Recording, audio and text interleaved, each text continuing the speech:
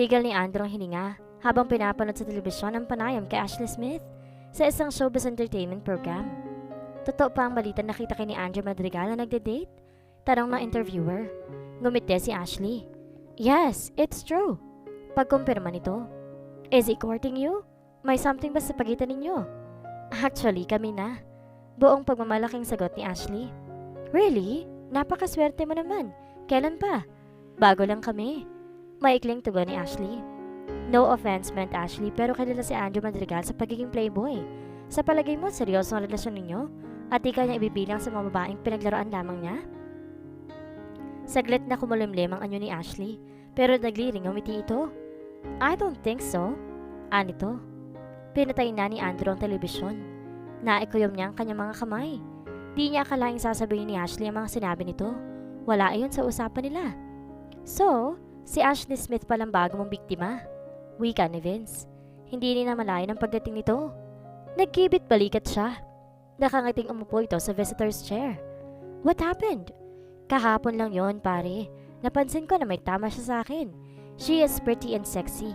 What do you expect me to do? Tatawa-tawang umiling ito. Katulad din siya ng iba. Ang dali niyang makuha. Napasagot ko agad siya nang hindi man lang ako pinagpawisan. Wala pang isang oras nadala ko na agad siya sa kama. Anong balak mo? Wala akong balak. Pero dahil magaling siya sa kama at willing naman siya makipaglaro, di maglalaro muna kami. Matindi ka talaga sa chicks pare. Iiling-iling na sabi nito. Halos kaalis pa lamang nito nang pumasok sa opisina niya si Miss Eusebio, ang sekretary niya. Sir Andrew, may mga babaeng naghahanap po sa inyo. Sino raw sila? Ilang sandaling natigilan nito bago sumagot. Mga girlfriends niyo raw ho. What? Bulalas niya. Malamang naroon namang ito para kumprontahin siya. Nabalitaan na rin siguro ng mga ito na girlfriend niya si Ashley. Napakadaldal kasi ng babaeng yun. Ilan sila? 3 po, sir. Sabihin mo wala ako. Nasa meeting ka mo. Nasabi ko na ho yan, sir. Di sila naniwala. Nagpupumilit ho silang makausap kayo. Sabihin mo nakikipag-break na ako sa kanila. Sir? Maang nasabi nito. You heard it right. Sabihin mo nakikipag-break na ako sa kanila. Kung ayaw pa rin nilang umalis, ipabitbit mo sila palabas sa mga gwardya. Utos niya. Tumalikod ito at lumabas na ng silid. Sapo ang noong napasandal siya sa kanyang swivel chair. Kalalabas lamang ni Alina sa gate ng eskwelahang pinagtuturuan niya nang maramdaman niyang may umaagapay sa kanya sa paglalakad. Nilingon niya iyon. It was Xander. Let's talk, sabi nito. Hindi siya kumibo. Nagpatuloy lang siya sa paglalakad. Di pa rin humuhupa ang sakit na ginawa ng mama nito at nang hindi nito pagtatanggol sa kanya. Pagkatapos ng 3 araw na hindi nagpapakita sa kanya, pagkatapos ng pangyayaring iyon sa bahay ng mga ito, ngayon naman ito ginusto na magkausap sila. Hinawakan siya nito sa braso para patigilan siya sa paglalakad. Please? Sabi pa nito. Okay, pagpayag niya. Once and for all, kailangan nila magkaliwanagan. Sumakay sila sa kotse nito pero hindi nito iyon pinaandar. I'm so sorry kung napagsalitaan ka ng masasakit ni mama. Panimula nito. Sa kalsada ito nakatingin ang sabihin iyon. Bakit di mo man lang ako nagawang ipagtanggol? Bakit di mo man lang ako nagawang ipakilala bilang girlfriend mo? Pagsasatinig niya na ikinukubling hinanakit. Matagal bago ito sumagot. Nakita mo naman kung gaano ka-strict si mama, hindi ba? Di siya basta-basta tumatanggap at nakikinig. Lalo lamang siya nagagalit kapag sinasagot siya. Nakita mo naman na galit na siya. Mas magagalit siya kung isasabay ko pang magpapakilala sa iyo bilang girlfriend ko. Hinawakan ito ang kanyang kamay. Huwag na nating gawaing malaking issue yon. Kumudlit ang kirot sa puso niya. Ganoon lamang ba iyon? Yun lamang ba sinasama nitong pag-uusap nila? Lalo lang ang hinanakit niya rito. Gusto niyang sumbatan ito. Gusto niyang sabihin dito ang lahat ng sakit na dinulot ito sa kanyang puso. Pero para saan pa? Katulad ng mama nito, hindi rin to basta-basta tumatanggap ng pagkakamali. Tuwing mag-aaway sila, siya ang laging sumusuko. Matapang at patalino siya subalit pagdating sa usaping pampuso, nagiging duwag, bobo at tanga siya. Duwag siya dahil hindi niya kaya paglaban at sumbat kay Xander ang mga kamalian nito. Nagiging bobo rin siya dahil hindi niya malaman ang gagawin at di siya matutututo. Gaano man kasakit ang naranasan niya, tanga rin siya para patuloy na unawain ang hindi magagandang ugali nito. Patuloy itong tanggapin sa kabila ng mga narinig niyang pambababae nito at patuloy itong mahalin sa kabila ng lahat ng sakit ng kalooban ay dinulot ito sa kanya. Huwag mo nang pansinin si Mama, okay? Pagpapatuloy nito habang hinahaplos ang kanyang pisngi. Napapikit na lamang siya. Kapag ganoong naglalambing na ito, nakakalimutan na niya ang sakit na dinulot ito sa kanya at maging ang galit niya rito. Kalimutan na natin yun, sabi pa nito. Kasunod niyon ay naramdaman niya ang paglapat ng mga labi nito sa kanyang mga labi. Agad na tinugon niya ang halik nito. Naramdaman niya ang unti-unting paglalim niyon. Naramdaman din niya ang kamay nitong nagsimula na namang maglakbay at umaplos sa kanyang katawan. Naalarma at natakot siya. Pilit niyang tinulak ito subalit di man lamang ito natinag. Nagpatuloy ito sa maalab na paghalik sa kanya at paghaplos sa kanyang katawan. Sander, stop it! Saway niya rito. Subalit nagpatuloy pa rin ito sa ginagawa. Waring wala itong narinig. Nilakasan na niya ang pagtulak dito, sapat upang medyo mapaatras ito. Oo nga't mahal niya ito, pero hanggang halik lamang ang handa niyang ipagkaloob dito. Batid niya sa sarili na hindi na iyon lalampas pa roon. At least, sa ngayon. Kumulimlim ang anyo nito. Ang arte-arte mo naman. Naiinis na sabi nito. Natigilan siya sa sinabi nito. Napatiimbagang siya. Waring natigilan din ito. Nang makitang reaksyon niya, I'm sorry, sabi nito. Ilang minutong lumipas na wala silang imikan. Ang isa pa nga palang dahilan kaya't ginusto kong makausap ka ngayon ay para makapagpaalam na rin ako. Basag nito sa katahimikan. Biglang kumabog ang dibdib niya. Magpaalam? Mga 1 month siguro ako mawawala. Madedestino ako sa Cebu. 1 month lang naman tapos babalik ulit ako rito. Sinasabi pa namang nitong isang buwan itong mawawala. Nakaramdam na agad siya ng pangungulila rito. Isang buwan niyang hindi makikita ito. Bigla ay nalungkot siya. Niyakap niya ito. Kailan ang alis mo? Masuyong tanong niya rito. Biglang nawala ang galit niya. Sa makalawa. Sukat doon ay lalo niyang hinigpitan ng pagkakayakap dito. Isang buwan itong mawawala. Natitiyak niya mamimiss niya ito ng husto. I will miss you, aniya. Kilintilan niya na magaang halik ang mga labi nito. I love you, Sander. Maalab na halik ang tinugon nito. What are you doing here? Hindi tinago ni Andrew ang inis nang pumasok si Ashley sa loob ng opisina niya. Masyado na itong naging makulit. I just want to see you, sweetheart. Ilang sandali pa'y nakalapit ito sa kanya. Aren't you happy to see me? Tanong nito sabay halik sa mga labi niya. Can't you see you are just disturbing me? I have a lot of things to do here. Iritadong sabi niya. Parang walang narinig na umupo ito sa kandungan niya. I miss you. Anito at sinimulang paliguan ng halik ang kanyang mukha. Maya-maya, bumaba ang mga labi nito sa kanyang leeg. Pero agad ding bumalik sa kanyang mga labi. Mapusok ang mga halik nito. Nangaakit. Di niya alam ang gagawin. He did not totally like this woman. He did not like her presence. Naiirita na nga siya rito. But he liked what she was doing to him. Ang tagal na nating hindi lumalabas, sweetheart, sabi nito. Ilang beses na siyang kinukulit itong lumabas sila at mag-date, mamasyal, at gawin ang karaniwang ginagawa ng mga magnobyo. Pero hindi niya ito pinagbigyan. Bakit pa? Magsasayang lamang siya ng panahon. Ginagawa lamang niya iyon kapag nanunuyo siya ng babae. Kapag nakuha na niyang babae, tinatapos na rin niyang pagiging gentleman. Di na rin masusundan ang paglabas-labas na iyon. Nabobore siya at di nag-enjoy sa ganoong gawain. Isa lang naman ang gusto niyang puntahan kapag may kasama siyang babae, ang kwarto nito. Ang gusto niya ay iba't ibang babae nakakasama niya. Di siya kontento sa isa lang. Ang gusto niya sa babae ay yung hindi lamang basta maganda, kundi ubod ng ganda, sexy, may sinasabi sa buhay, at liberated. Alam kasi niya na ang mga yon kung paano makipaglaro. Aminado siyang playboy siya. Alam yon ang lahat at wala siyang pakialam. Nag-e-enjoy siyang hinahabol-habol siya, sinasamba, hinahangan at pinag-aagawan ng mga babae. Tumataas ang tingin niya sa sarili kapag ganun. Sweetheart, mag-date naman tayo. Sige na. Ungot pa ni Ashley. Saka ipapakilala kita sa pamilya ko at gusto ko ring makilala ang pamilya mo. I don't like that idea. Please. I said no. Mariing sabi niya. Natigilan nito. Rumihistro ang galit sa mukha nito. Tumayo ito mula sa pagkakaupo sa kandungan niya. Am I just one of your toys, Andrew? Kaya ba gusto mo relasyong walang commitment dahil isa lamang ako sa mga laruan mo? You are right. Walang gatol na sagot niya. Hindi alintana kung masaktan man niya ito. Hindi ito kumibo. Yumuko ito. Relationship without commitment means playing. Ang akala ko malinaw na yun sa'yo. Alam mo ang reputasyon ko. I am known as a notorious playboy and it's true. Now if you can't take it, then let's just forget everything. No! Umupo uli ito sa kandungan niya at niyakap siya na mahigpit. Okay lang sa akin yon, sweetheart. Hinagkan ulit siya nito sa mga labi. Nilayo niya ang kanyang mukha dito. Dapat mo ring malaman na kapag ayoko na, ayoko na. Tapos na. No hard feelings. Matututunan mo rin ako mahalin, Andrew. Gagawin kong lahat, huwag ka lang mawala sa akin. Gagawin kong lahat para sa'yo. Bibigay kong lahat, Andrew. Siniil ulit siya nito ng maalam na halik, habang isa-isang inaalis ang mga saplot nito sa katawan. Pauwi na si Alina. Ginabi siya ng uwi kaya madilim ang paligid. Galing isa sa bahay na isang kaibigan niya. Napakunot noo siya ng mamataan ang isang pamilya na sasakyan na huminto sa harap ng isang mamahaling restaurant. Tinignan niya ang plate number niyon. Hindi siya maaaring magkamali. Kotse iyon ni Sander. Di niya iyon hiniwalayan ng tingin. Maya-maya pa'y nakita niya si Sander na umibes ng kotse. Lumigay dito sa passenger side at binuksan ang pinto niyon. Mula roon, bumaba ang isang magandang babae.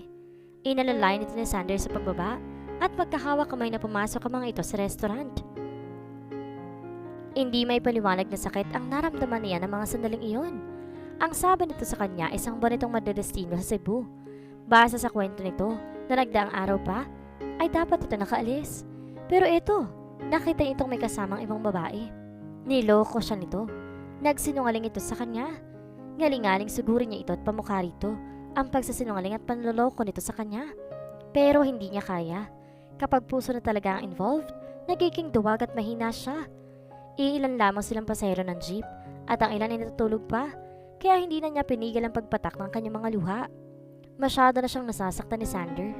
Palagi na lamang siyang umiiyak dahil dito. Subalit di pa rin niya magawang kalimutan at iwan ito. Dahil sa pagmamahal niya rito, pikit matang tinatanggap at tinitiis niya ang lahat. Parang wala sa sariling pumalas siya na makita niya ang bar na madalas siyang puntahan kapag may problema siya.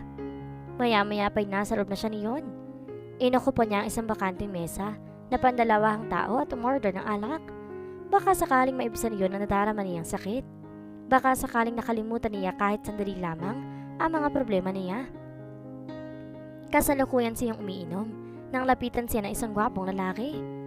Hi! Bati nito sa kanya. Hindi niya ito pinansin.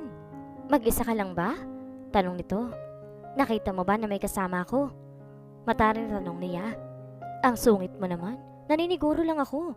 Okay lang ba sa'yo na samahan kita? No need. Nagpatuloy siya sa pag-inom. Umupo ito sa kaibayo niya. Di mo ba naintindihan ang sinabi ko? Ang sabi ko, hindi ko kailangan ng kasama. Gusto ko mapag-isa. So could you please leave me alone? Naiinis na sabi niya. Iiling-iling na lumayo na ito. Nagpatuloy naman siya sa pag-inom.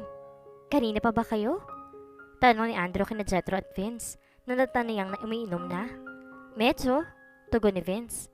Andrew, konting lamig lang ng ulo ha? Baka mamaya mapaaway ka na naman dito sa bar ko.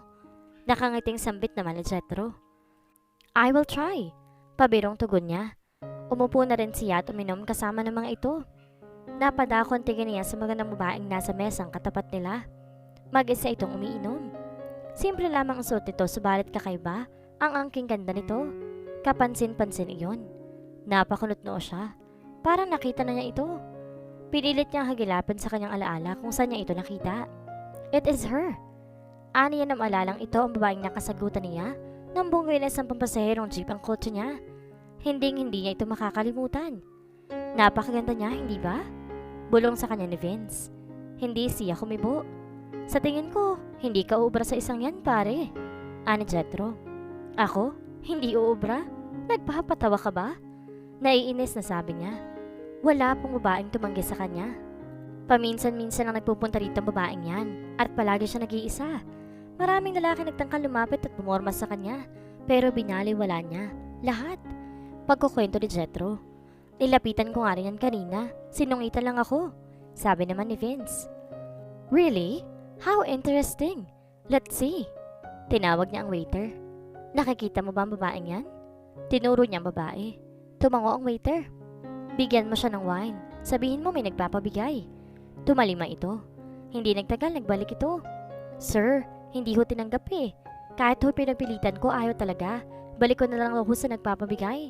Di raw ho siya tumatanggap ng galing sa taong hindi niya kilala. Tumawa sina Vince at Jethro. Napika naman siya. Nagsimula na namang uminit ang kanyang ulo. I will go and introduce myself to her. Tumayo siya at nilapitan ang babae. Hindi siya papayag na mapahiya ng ganon-ganon na lamang. Hi! Bati niya rito na makalapit. Tiningnan lamang siya nito. Walang mababaka sa rekognisyon sa mukha nito. Binalik nito ang atensyon sa iniinom. I said hi! Aniya sa mas malakas sa tinig. What do you want me to say? Sarkastikong tanong nito. Sino ka ba?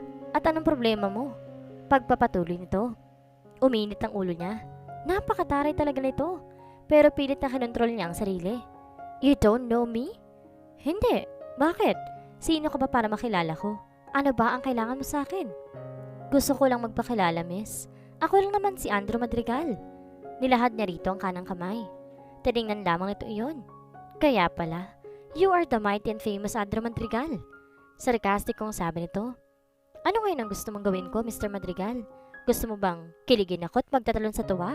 Dahil nilapitan mo ako? Kung yun ang inaasahan mo, pues, nagkamali ka ng taong nilapitan. Bumuntong hininga siya upang pigilin ng galit na parang sasabog na sa kanyang dibdib. Look, hindi ako lumapit para makipagtalo sa iyo, miss. Siya nga pala, hindi ako nakikipagkilala sa kung sino-sino. Nito, tumayo ito at tinungo ang exit ng bar. Naiwan siyang nagngingit-ngit. Nang bumalik siya sa kanyang upuan, nadatnan niyang nagtatawanan ng mga kaibigan niya. Pinagtatawanan siya ng mga ito. Sabi ko na nga ba't di ka rin uubara sa babaeng yon, Andrew? Sabi ni Jethro at patuloy sa pagtawa. Si Andrew Madrigal? Binaliwala? Tukso naman sa kanya ni Vince. Shut up! Napipiko na ako. Galit na sabi niya. Cool ka lang, pare. Okay lang yun. Di lang naman ikaw ang binabaliwala ng babaeng yun. Kami rin. Pag-aalos sa kanya ni Jethro. Tinapik-tapik pa nito ang balikat niya. Tandaan niyo to. Paiibigin ko ang babaeng yun. Mariing sabi niya. Nagkatinginan sina Jethro at Vince. Pupusta ako ng 2 milyon na hindi mo magagawa yun. Maya-maya ay sabi ni Jethro. Dadagdagan ko yan ng 2 milyon pa, pare. Sabi naman ni Vince. Nagsalubong ang mga kilay niya. Talagang hinahamon niyo ko, ha? Bibigyan ko kayo ng tig 2 milyon kapag natalo ako. Ang pustahan, mapapaibig ko siya sa loob ng 1 buwan. Pagka-uwi, dumiretso si Alina sa kwarto niya. Pinilit niyang matulog subalit hindi siya dalawin ng antok.